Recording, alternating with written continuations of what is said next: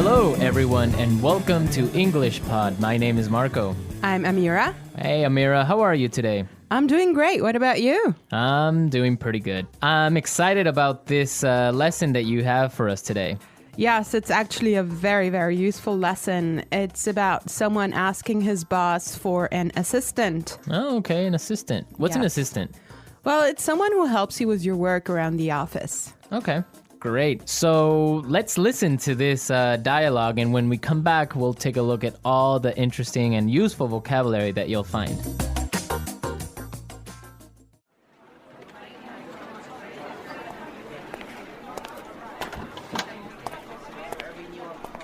Like I told you before, we just don't have the resources to hire you an assistant. I understand that, but the fact is, we're understaffed. The timing is just not right. The economy's bad, and it's too risky to take on new staff. Yeah, I guess you're right. Here's an idea. What if we hire an intern? She would take some of the weight off my shoulders. She? Yeah, you know, a recent graduate. She could give me a hand with some of these projects, and we could keep our costs down. That sounds reasonable. Let me see what I can do.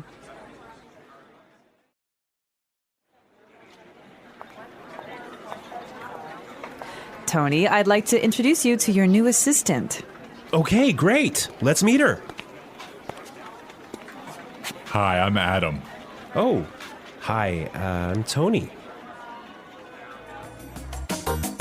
And we're back. Tony, he's surprised, huh? Yeah, he's, I don't know why, though, he's surprised. I think we should talk about that a little bit later.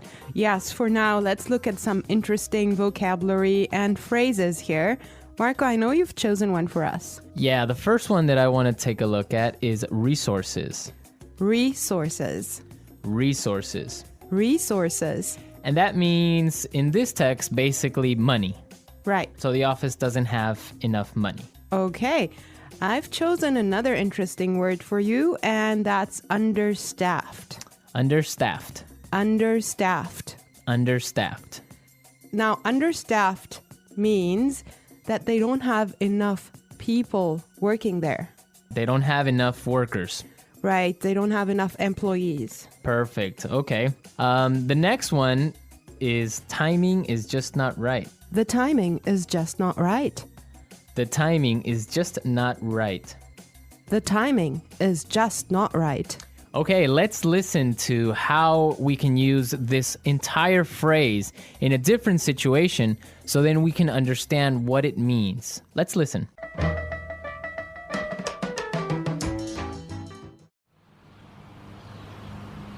I was going to sell my house, but the timing is just not right. Honey, I think we should have a baby. The timing is just not right.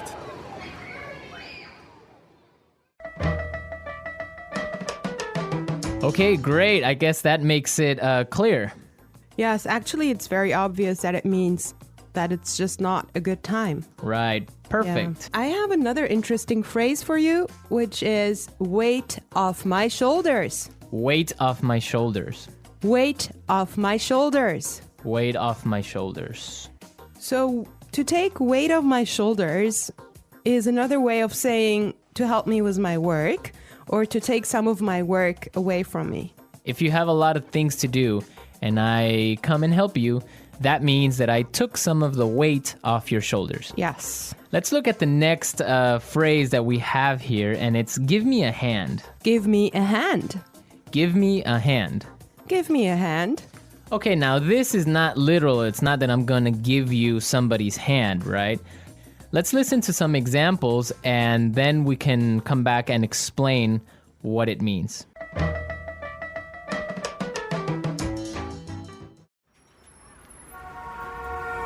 Can you give me a hand with these boxes?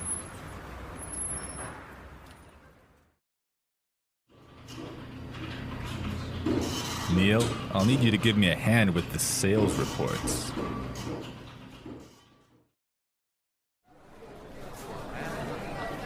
Here, let me give you a hand with your suitcase.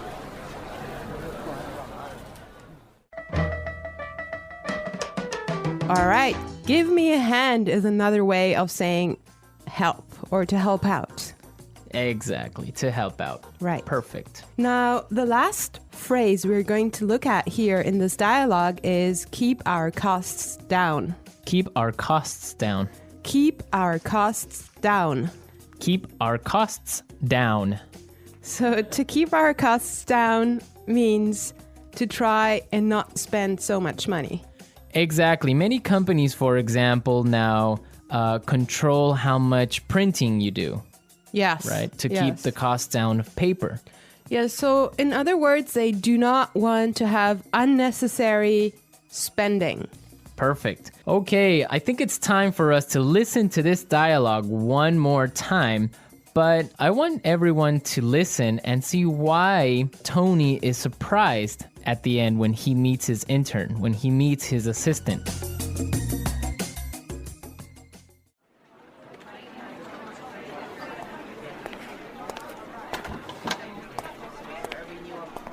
Like I told you before, we just don't have the resources to hire you an assistant. I understand that, but the fact is, we're understaffed. The timing is just not right. The economy's bad, and it's too risky to take on new staff. Yeah, I guess you're right. Here's an idea. What if we hire an intern? She would take some of the weight off my shoulders. She? Yeah, you know, a recent graduate. She could give me a hand with some of these projects, and we could keep our costs down. That sounds reasonable. Let me see what I can do.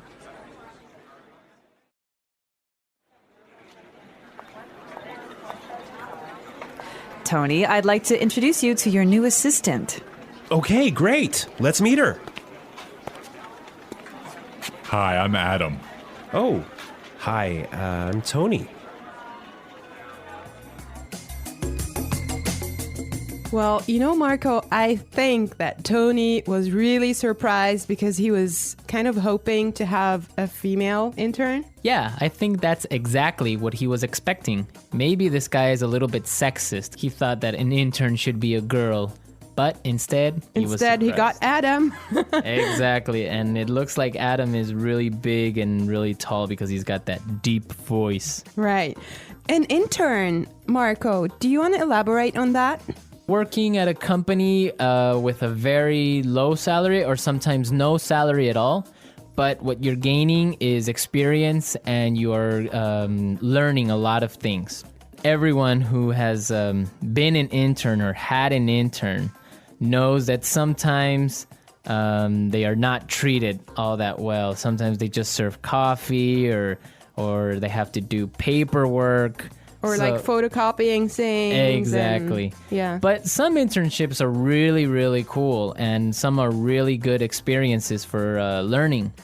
Yes, definitely. Actually, I know a friend of mine. She used to work as an intern in one of those really big companies, and she told me that she has gained so much experience doing that. Yeah, I mean, even if you don't get paid, the experience that you get is really good. And that just opens doors for maybe getting another job. Or sometimes the interns get hired by the company to stay because they do such a good job. Yeah, I think that's mostly the case, huh? Yeah, that happened to me once. I started working as an intern, and after 3 months, I was hired by the company. So it does happen, believe me. So you did a good job. Yeah, of course. All right, folks, we're out of time today. I hope that you enjoyed our lesson, and we'll be back tomorrow with another really cool and really interesting lesson from EnglishPod. Don't forget to come to our website at englishpod.com, where you'll find some really great and interesting resources to help you learn and improve your English even more. Yes, you should definitely do that. And Marco and I would love to receive your comments and suggestions that you can leave on our community forum. But for now, it's time for us to say bye.